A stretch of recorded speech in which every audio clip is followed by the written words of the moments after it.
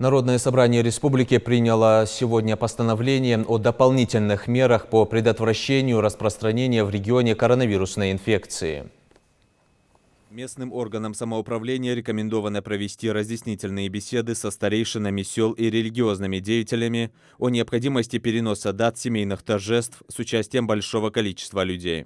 Кроме того, совместно с правоохранительными органами выявлять в населенных пунктах вновь прибывших и незаконно находящихся на территории иностранных граждан. Рекомендации также касаются соблюдения находящимися в самоизоляции гражданами предписанных им режима и требований. При необходимости к этой работе, кроме правоохранительных органов и сотрудников Роспотребнадзора, будут привлекаться также старейшины тейпов и религиозные деятели. В перечень рекомендаций главам населенных пунктов входит и работа по ограничению поездок жителей за пределы населенного пункта, в котором граждане проживают. Исключение составляют случаи, связанные со служебной и иной экстренной необходимостью. От посещения религиозных и культурных учреждений людей также нужно предостеречь. А пожилым людям старше 65 лет и гражданам, болеющим хроническими заболеваниями, нужно соблюдать режим самоизоляции на период борьбы с распространением коронавирусной инфекции, так как они находятся в первой группе риска. Ингушский парламент постановил ряд рекомендаций и для Министерства внутренних дел по Республике Ингушетия. От правоохранительных органов ожидают дополнительных мер в отношении лиц, транзитно передвигающихся по территории региона и недопущенных в близлежащие республики